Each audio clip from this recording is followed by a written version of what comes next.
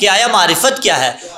تو لسان قدرت لباس اعجاز میں پکار رہی ہے بسم اللہ الرحمن الرحیم وما خلقت الجن والانس الا لیعبدون۔ بڑا سمپل سا ترجمہ، وما خلقت الجن والانس، میں نے جن و انس کو خلق نہیں کیا، الا یعنی میں نے خلق کیا، لیعبدون ابھی یہ علیحدہ سے بیان کرتے ہیں کہ ما کیوں آیا اور اللہ کیوں آیا، اور ما حاصل ترجمہ یہ بنتا ہے کہ میں نے جن و انس کو خلق کیا فقط اور فقط اس واسطے کہ وہ میری عبادت کرے۔ دیکھیے متکلم مقام بیان میں تھا، مقام بیان میں یہ ہوتا ہے کہ میں جو آپ کے سامنے گفتگو کر رہا ہوں میں متکلم ہوں، مقام بیان میں یعنی میں جو بیان کرنا چاہوں کر سکتا ہوں، جدھر مجمع کو موڑنا چاہوں موڑ سکتا ہوں۔ مجھ سے پہلے قبلہ خطاب فرما رہے تھے، مقام بیان میں تھے یا نہیں تھے؟ گفتگو کر رہے تھے، جو کہنا چاہ رہے تھے کہہ رہے تھے۔ جب متکلم مقام بیان میں ہو تو زبان کی گریں اس کے ہاتھ میں ہوتی ہیں، لیکن جب میں اور آپ نطق کرتے ہیں تو ایک چیز کا احتمال پھر بھی موجود ہوتا ہے، اور وہ احتمال ہے سبقت لسانی۔ آباد رہی بھائی، سبقت لسانی یعنی عین ممکن ہے جہاں سین پڑھنا ہو وہاں شین پڑھ دیا جائے، جہاں شین پڑھنا ہو وہاں سین پڑھ دیا جائے، زیر کی جگہ زبر پڑھ دی جائے، زبر کی جگہ زیر پڑھ دی جائے، ٹھیک ہے، یہ سبقت لسانی ہوتی ہے۔ مثلا آپ کی یہ مسجد بھی ہے، مسجد و امام بارگاہ دونوں ہے، میں کہوں میں امام بارگاہ میں خطاب فرما رہا ہوں، سبقت لسانی کی نا، کیونکہ مسجد کو میں نے نکال دیا۔ جب ہم اور آپ کلام کر رہے ہوتے ہیں کتنا بڑا پڑھنے والا کیوں نہ ہو، سبقت لسانی کی ضد پہ ہوتا ہے، کتنا ہی الفاظ کے ساتھ کھیلنے والا کیوں نہ ہو دوسرے معنی میں، سبقت لسانی کی ضد پہ ہوتا ہے۔ یعنی ہم جب کلام کر رہے ہوتے ہیں تو سبقت لسانی کا احتمال موجود ہوتا ہے، البتہ سبقت لسانی عیب نہیں ہوتا، لیکن یہ کلام کے حسن کو کم کر دیتا ہے، یہ کلام کے حسن کو تھوڑا گھٹا دیتا ہے۔ ہم جب کلام کرتے ہیں تو سبقت لسانی کی ضد پہ ہوتے ہیں۔ آئیے بتاتے ہیں معصوم کسے کہا جاتا ہے؟ معصوم اس ہستی کو کہا جاتا ہے کہ جب کلام کرتا ہے سبقت لسانی بھی نہیں کیا کرتا۔ جب معصوم کلام کرتا ہے تو سبقت لسانی بھی نہیں کرتا، اس کی زبان سے اس کے دہن مبارک سے وہی الفاظ نکلتے ہیں کہ جو پرفیکٹ ورڈز ہوتے ہیں۔ جب معصوم کلام کرے تو سبقت لسانی بھی نہیں کرتا۔ یعنی شان معصوم کی شان یہ ہے، کلام معصوم کی شان یہ ہے، تو جس نے معصوم کو معصوم بنایا، جب کلام معصوم کی شان یہ ہے تو کلام الہ کی شان کیا ہوگی؟ خالق لم یزل لا یزال کے کلام کی شان کیا ہوگی؟ تو وہ تو سبقت لسانی کر ہی نہیں سکتا، مقام بیان میں تھا، سمپلی بھی کہہ سکتا تھا خلقت الجن والانس، میں نے جن و انس کو خلق کیا لیعبدون کہ وہ میری عبادت کریں۔ کیا نہیں کرنی تھی؟ ایسا ہے یا نہیں ہے؟ تب بھی تو کرنی تھی، لیکن اس نے پہلے ما لگایا پھر اللہ لگایا۔ یہ عربی گرامر سے آشنا احباب جانتے ہیں کہ ما مائے نافیہ ہے، اللہ استثنائیہ ہے۔ یہ کام کیا کرتے ہیں؟ ما نفی کے لیے آتا ہے، اللہ استثناء کے لیے آتا ہے۔ جب دونوں اکٹھے آ جائیں تو جس کی پہلے نفی ہوتی ہے وہ نفی نہیں اس بات میں تبدیل ہو جاتی ہے، ٹھیک ہے۔ یہ ما اور اللہ مل کے وہی کام کرتے ہیں جو میتھمیٹکس میں مائنس مائنس مل کے کرتے ہیں۔ زندہ باد بھائی، کہ نفی اس بات میں تبدیل ہو جاتا ہے، مائنس مائنس پلس میں تبدیل ہو جاتے ہیں، یہ وہی کام کرتے ہیں۔ ماں کے بعد جو اللہ آتا ہے، فرمایا ما خلقت الجن والانس، اس کا یہاں تک کا ترجمہ یہ بن رہا ہے کہ میں نے جن و انس کو خلق نہیں کیا۔ اب اگر اتنا کوئی عقیدہ رکھے تو گیا ایمان، گیا اسلام، گئے روزے، گئی نمازیں۔ فرمایا اللہ، مگر جب اللہ آیا تو جس کی نفی تھی وہ اس بات ہو گیا، میں نے جن و انس کو خلق کیا۔ لیکن کیوں؟ آخر پھر وہی بات کہ ما اور اللہ کا استعمال کیوں کیا؟ یہ تو ان کی حقیقت ہوگی نا کہ ما نافیہ ہے، اللہ استثنائیہ ہے، آخر ان کا استعمال کیوں کیا؟ تو ما اور اللہ دونوں جہاں آئیں تفید الحصر، کہ یہ حصر کا فائدہ دیتے ہیں، یفید الحصر کہ یہ حصر کا فائدہ دیتے ہیں۔ حصر کہتے ہیں باؤنڈری لائن کھینچ دینے کو، محصور کر دینا، حصار، سارے کے سارے اسی سے نکلے نا، حصار عافیت میں رہیے، محصور کر دیا گیا اس چیز کو۔ حصر یعنی باؤنڈری لائن کھینچ دینا۔ اب حصر دو طرح کا ہوتا ہے، کبھی حصر حصی ہوتا ہے، کبھی حصر غیر حصی ہوتا ہے۔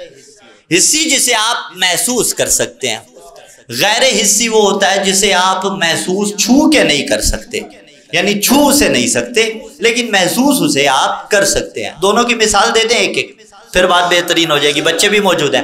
دیکھیے والد نے بیٹے سے کہا کہ بیٹے رات 12 بجے کے بعد گھر سے باہر نہیں جانا، اور اس نے زبانی کلامی کہہ دیا، گھر کے مین دروازے کو تالا نہیں لگایا۔ اب اگر بچہ اتنا بادشاہ ہو کہ پھر بھی چلا جائے اور صبح کے وقت لوٹے تو جتنے قدم چلے گا وہ سارے کے سارے حرام، کیونکہ باپ کی مخالفت کی نا، ہاں اس لیے باپ کی مخالفت جائز نہیں ہے۔ پھر یہیں پہ روک لیتا ہوں، چلیے ماں کی مخالفت باپ کی مخالفت جائز نہیں ہے، حتی مستحبات میں بھی کہا کہ ماں یا باپ کی مخالفت جائز نہیں ہے۔ مثلا ایک شخص نے مستحبی روزہ رکھنا ہو اور ماں کہے کہ نہ رکھو، تم رکھو گے تو کمزور ہو جاؤ گے، میرے لال تم ویک ہو جاؤ گے، نہ رکھو۔ شریعت کیا کہتی ہے؟ رکھے۔ شریعت کہتی ہے نہ رکھے بلکہ رک جائے، شریعت اسے روزے کا ثواب بھی عطا کر دے گی، ماں کی اطاعت کا بھی ثواب عطا کر دے گی۔ بابا بھی یہی کہے تو یہی معاملہ ہے، لیکن اگر ماں کہے کہ میرا چاند صبح 4:30-5 بجے اٹھ کے فجر ادا کرے گا، بڑا مشکل معاملہ ہے، اسکول بھی جانا ہوتا ہے، تو شریعت کیا کہتی ہے؟ رک جائے۔ نہیں، مولا امیری سے پوچھ لیتے ہیں، میرے اور آپ کے مولا امیر علیہ السلام نے فرمایا تھا لا طاعۃ لمخلوق فی معصیت الخالق، کہ جہاں بندے راضی ہوتے ہوں، اللہ ناراض ہوتا ہو، وہاں بندوں کو راضی کرنا جائز نہیں ہے۔ لا طاعۃ لمخلوق، مخلوق کی اطاعت ہی نہیں ہے، فی معصیت الخالق، کہ جہاں اللہ ناراض ہوتا ہو وہاں مخلوق کی اطاعت جائز نہیں ہے۔ پتہ چلا واجبات میں اگر ماں بھی روکے تو روکا نہیں جاتا۔ پیغمبر نے فرمایا تھا انا و علی ابوا ہذہ الامہ، میں اور علی اس امت کے باپ ہے۔ صلوات پڑھے محمد و آل محمد کی ذات پہ۔ بات پہنچ رہی ہے واجبات میں کہ اگر ماں بھی روکے، باپ بھی روکے، کوئی بھی روکے تو اطاعت جائز نہیں ہے۔ بابا نے کہا بیٹے رات کو 12 بجے کے بعد گھر سے باہر نہیں جانا، بیٹا چلا گیا، جتنے قدم چلے گا حرام ہے۔ اس نے حصر کھینچا تھا، حصی نہیں تھا، غیر حصی تھا، جو زبانی کلامی اس نے کہہ دیا۔ ایک مرتبہ حصر غیر حصی نہیں حصی ہوتا ہے۔ اسی بابا نے کہا رات کو 12 بجے کے بعد گھر سے باہر نہیں جانا، اور مین گیٹ کو تالا لگایا جس کی چابی اپنے پاس رکھ لی۔ اب اس نے معصور کر دیا، اب جانا چاہے بھی تو نہیں جا سکتا کیونکہ کھل نہیں سکتا، البتہ اتنا شہزادہ ہو کہ ماسٹر کی بنوائے پھر رہا ہو تو اس کا جواز میرے پاس نہیں ہے نا، ایسے ایسے شہزادے بے مثال، ٹھیک ہے ماسٹر کی بنوائے پھر رہا ہو تو وہ ایک علیحدہ بات ہے، لیکن اس نے محصور کر دیا۔ پتہ چلا جب کوئی عام شخص کسی چیز کو محصور کرتا ہے وہ کھولنا عام شخص کے بس کی بات نہیں ہوتی۔ فوڈ اتھارٹی والے آ کے کسی ہوٹل کو آ کے سیل کرتے ہیں کہ کھانا غیر معیاری تھا تو وہ سیل عام شخص نہیں کھول سکتا۔ ایک جملہ یہی لطیف سماعتوں کی نظر کرنا چاہتا ہوں، 13 رجب کو کعبہ میں لگا ہوا تھا تالا، وہ تو والا کل شیء قدیر تھا، اگر چاہتا تو تالا ٹوٹ بھی سکتا تھا لیکن تالا نہیں ٹوٹا، دیوار میں درار پڑی۔ عجب نہیں معاملہ یہی ہو کہ جب تک درار رہے گی حاجیوں کو علی کی ولادت یاد رہے گی۔ آباد رہی، سلامکم اللہ جميعا، پروردگار آپ کو سلامت رکھے۔ حصر حصی اور غیر حصی سمجھ رہے ہیں نا؟ اب حصر اس نے کھینچا، ماں اور اللہ کس چیز کا فائدہ دیتے ہیں؟ حصر کا فائدہ دیتے ہیں۔ حصر اس نے کھینچا، حصی نہیں تھا، غیر حصی تھا۔ کون سا حصر کھینچا؟ کہ صرف اور صرف خالق میں ہوں۔ حصر کے لیے اور بھی کلمات عربی میں استعمال ہوتے ہیں، انما بھی حصر کے لیے آتا ہے۔ فرمایا انما یرید اللہ، انما کے ذریعے حصر کھینچا یا نہیں کھینچا؟ یہ جو زیر قصہ ہیں یہی اہل بیت ہیں۔ اب اس نے حصر کھینچ لیا، اگر کوئی ان کے سوا کسی کو اہل بیت مان لے یا اس کے سوا کسی کو خالق مان لے، عین ممکن ہے دنیا میں تو مانتا رہے گا لیکن جب محشر میں اس کے سامنے جائے گا تو پھر بھگتنا پڑے گا انجام کہ میں جو محصور کر کے آیا تھا۔ تو اب یہ جو جتنے کہتے ہیں نا ہم خالق کسی اور کو مانتے ہیں، ہاں عذاب کیوں نہیں آتا؟ اسی لیے تو نہیں آتا، وقتی ڈھیل دے رکھی ہے کہ اس نے حاصر کھینچا ہوا ہے. عین ممکن ہے یہاں عقیدہ بگاڑ کے معاشرے کو بگاڑ بھی دو، لیکن جب اس کے سامنے جاؤ گے تو جواب دینا پڑے گا. اب اسے کہا وما خلقت الجن والانس، بات پہنچ رہی ہے نا؟ یعنی جن و انس کو فقط اور فقط کس نے خلق کیا؟ میں نے خلق کیا. لیعبدون، اس لیے خلق کیا کہ وہ میری عبادت کرے. اٹھائیے تفسیر، مفسرین نے یہاں لکھا کہ یعبدون منزل ثانی ہے، یعبدون سے پہلے یعرفون ہے. آباد رہیے. یعنی میں نے جن و انس کو فقط اور فقط معرفت کے لیے خلق کیا. کس کی معرفت کے لیے؟ اپنی معرفت کے لیے. اب سوال یہاں پیدا ہو سکتا ہے، جب معرفت کے لیے خلق کیا تو کیا عبادت کے لیے خلق نہیں کیا؟ کیا عبادت کے لیے خلق. یعنی معرفت کے لیے خلق کرنے کا مقصد یہ ہے کہ ابتدائی طور پر جب اس کی معرفت ہوگی تو اس کی عبادت ہوگی. روایتیں اس بات پہ شاہد ہے نا کہ بدون معرفت عبادت کرنا بدن کو تھکا دینا ہے. ٹھیک ہے، بغیر معرفت کے عبادت کرنا بدن کو تھکا دینا ہے. یعنی پہلے معرفت ہوگی پھر اس کی عبادت ہوگی. تو اب اس نے کس لیے خلق کیا؟ اور اس نے فقط اور فقط جن و انس کو اس لیے خلق کیا کہ وہ اس کی معرفت حاصل کرے.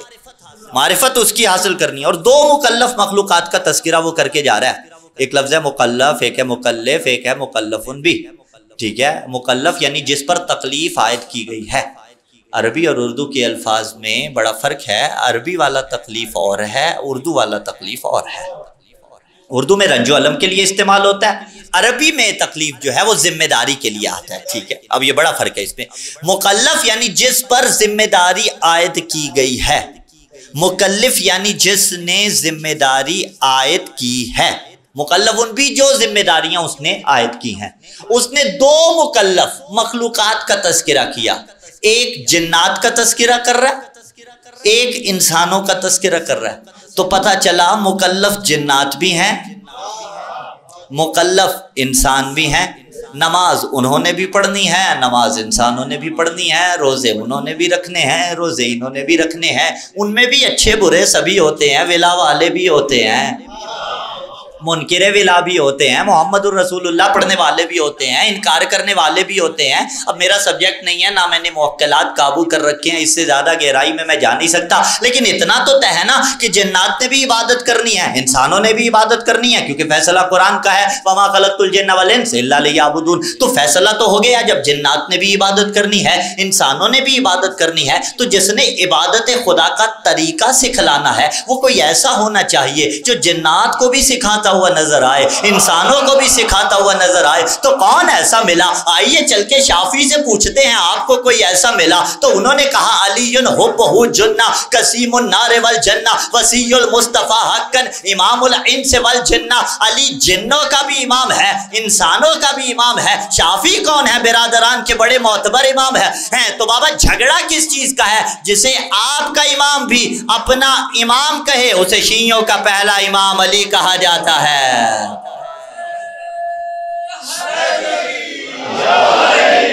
علی حبہ جنہ. مصروں کا ترجمہ مکمل کرتے جائیں. جنہ کہتے ہیں ڈھال کو، جیسے روایت شاید ہے کہ الصوم جنۃ من النار، روزہ جہنم کے خلاف ڈھال ہے. علی حبہ جنہ، علی کی محبت ڈھال ہے.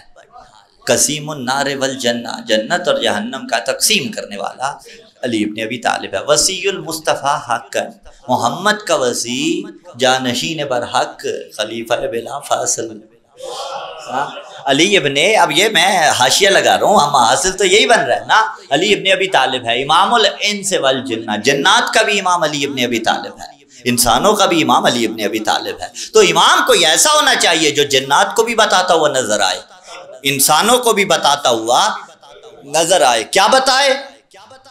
کہ عبادت کیسے کرنی ہے، عبادت کیا کرنی ہے، معرفت کیسے حاصل کرنی ہے. تو سوائے آل محمد کے کون ہے ایسا؟ تو اب اتنی بات تو طے ہو گئی کہ اس نے انسان کو فقط اور فقط اس لیے خلق کیا کہ انسان اس کی معرفت حاصل کرے.